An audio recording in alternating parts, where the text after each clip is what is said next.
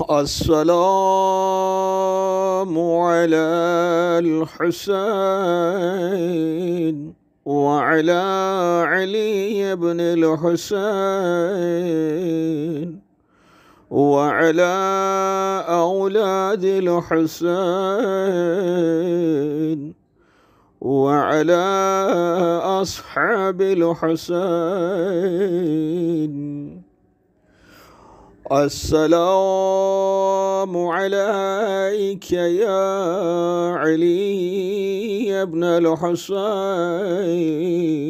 يا زين العابدين. سلام ہو اس پر جو عبادتوں کی زینت بنے، سلام ہو ان پر کہ جو سید الساجدین بنے، سلام ہو ان پر جو سید الصابرین بنے۔ یہ میرے مولا امام سجاد علیہ السلام کا ہی کام تھا کہ بیماریوں کے عالم میں اپنے پھوپھیوں کو، ماؤں کو، بہنوں کو قیدی دیکھ کر ان کے ساتھ قید ہو کر 36 شہر عبور کیے۔ ہر شہر میں پھرایا گیا۔ جب دربار یزید میں پہنچے، بیوییں بھی قید، امام کے گلے میں طوق، ہاتھوں میں رسیاں، سامنے دربار سجا ہوا ہے، یزید ملعون تخت پر بیٹھا ہے، اس کے حواری بھی ساتھ ہیں، شراب پی رہے ہیں، شطرنج کھیل رہے ہیں۔ علی کی بیٹیاں بھوکی پیاسی قید ہو کر دربار میں کھڑی رہی ہیں، سارے منظر دیکھ رہے ہیں۔ قاتلوں کو کرسیاں پیش کی جا رہی ہیں، تشت کے سامنے تشت پر ہی حسین ابن علی کا سر رکھا ہوا ہے۔ یہ ظالم شراب پیتا ہے اور پھر چھڑی سے رومال ہٹاتا ہے اور چھڑی کو حسین ابن علی کے لبوں پر لگاتا ہے، شراب پی کر کہتا ہے، او حسین، تیرے نانا نے اسے حرام کیا تھا، دیکھو میں پی رہا ہوں۔ اے حسین دیکھو مجھے کتنا عزت ملی۔ یہ ظالم گستاخی کرتا رہا۔ دربار میں ایک صحابی تھا، ایسے تو کئی صحابی تھے لیکن ایک صحابی تھا، وہ آگے بڑھا، اس نے کہا، او ظالم، جن لبوں پر تو چھڑی مار رہا ہے، لگا رہا ہے، ان لبوں کو میں نے رسول کو چومتے ہوئے دیکھا ہے۔ یہ مختلف قسم کی گستاخیاں کرتا رہا، خوشیاں منائی جا رہی ہیں، ہر ایک خوش ہے، شراب پی جا رہی ہے، کھانے مختلف قسم کے منگائے جا رہے ہیں، کھائے جا رہے ہیں۔ پیشی کو بڑی دیر ہو رہی ہے، ساتھ ایک معصوم ہے، حسین کی بیٹی، وہ اپنے بھائی سے پوچھتی ہے، ابھی پیشی کو کتنا دیر ہے؟ میں تھک گئی ہوں، ظالم سے پوچھ تو دو کہ میں بیٹھ جاؤں۔ بڑے دردناک دربار کے مناظر ہیں، مگر مقصد اس وقت امام کا وہ خطبہ جو امام نے بھرے دربار میں پڑھا، یہ بتاتا چلوں کہ امام کربلا سے لے کر شام تک خاموش رہے، سر نیچے رہا۔ اب یہ پتہ نہیں کہ طوق کی وجہ سے سر نیچے رہا یا پتہ نہیں پھوپھیوں ماؤں کے محملوں میں جو بیٹھنے کی حالت تھی یا اس وجہ سے سر نیچے تھا۔ خاموش ہی رہے، خاموش رہے۔ دربار میں بھی گفتگو ہوئی، یہ ظالم گستاخانہ انداز میں سوال کرتا رہا، امام جواب دیتے رہے۔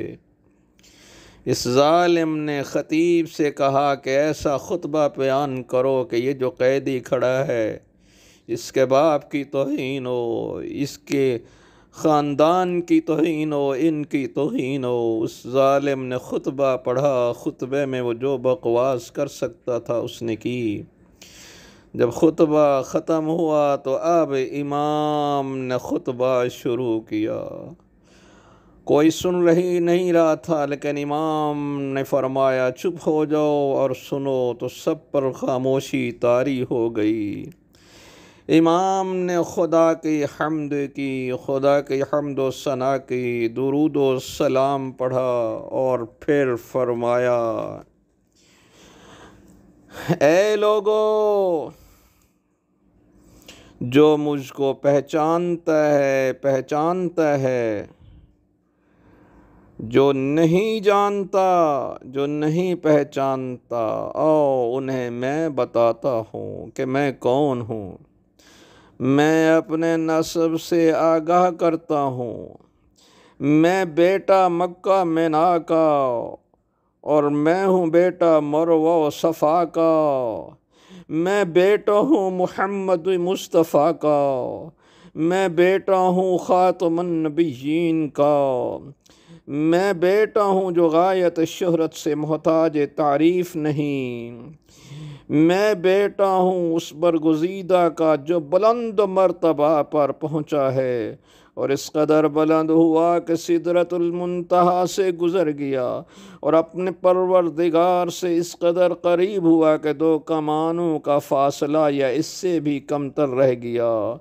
میں بیٹا ہوں نبی مرسل کا، جس کے ساتھ فرشتگان آسمان نے 2 ہو کر نماز میں اقتدا کیا۔ میں بیٹا ہوں اس پیغمبر کا جس کو رات کے وقت مسجد الحرام سے مسجد اقصیٰ تک سیر کرائی گئی۔ میں بیٹا ہوں علی ابن ابی طالب کا۔ میں بیٹا ہوں مرتضیٰ کا۔ میں بیٹا ہوں رسول کی بیٹی سیدہ طاہرہ فاطمۃ الزہرا کا۔ میں بیٹا ہوں خدیجۃ الکبریٰ کا۔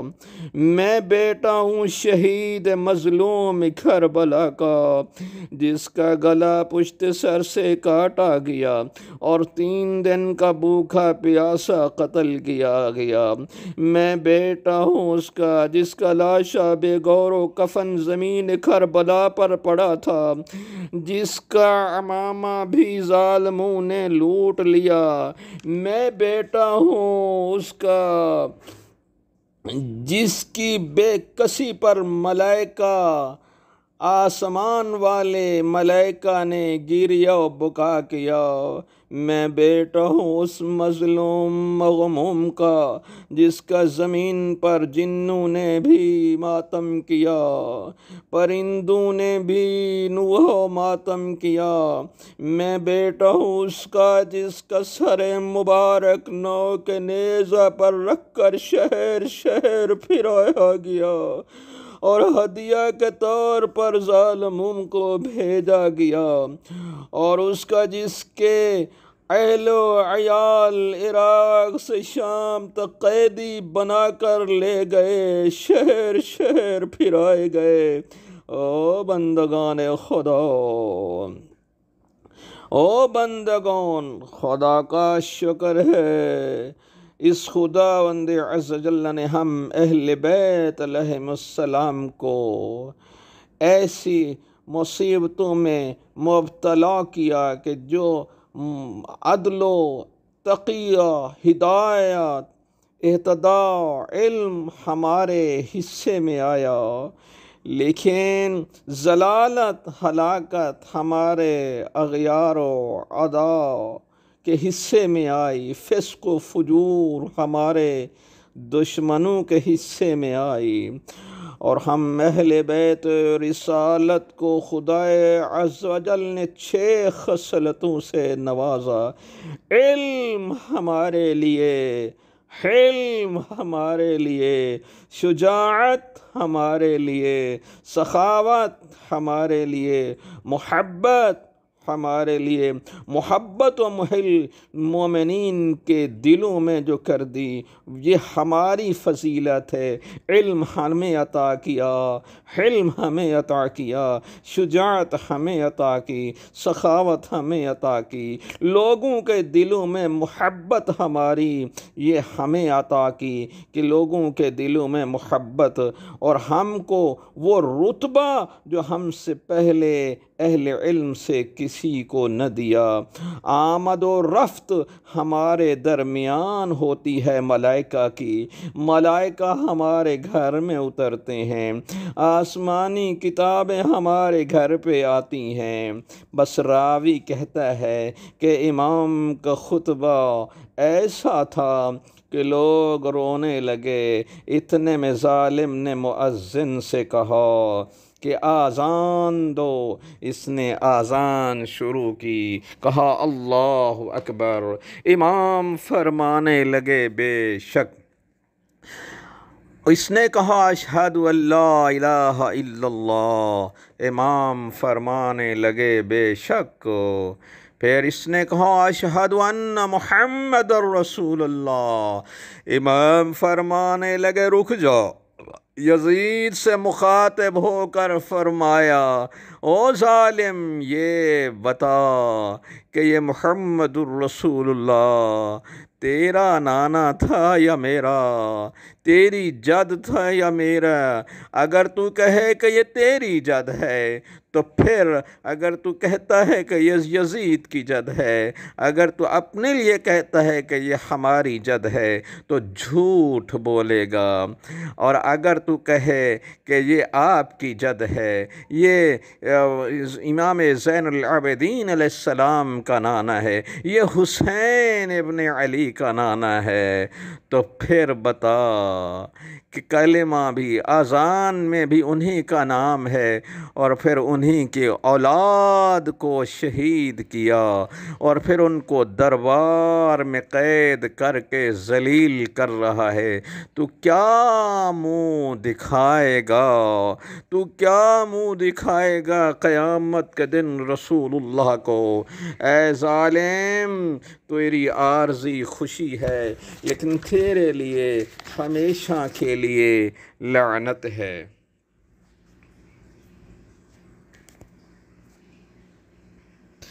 جب اس ظالم سے کوئی جواب نہ بن پڑا تو یہ کہنے لگا بس نماز کی کوئی ضرورت نہیں۔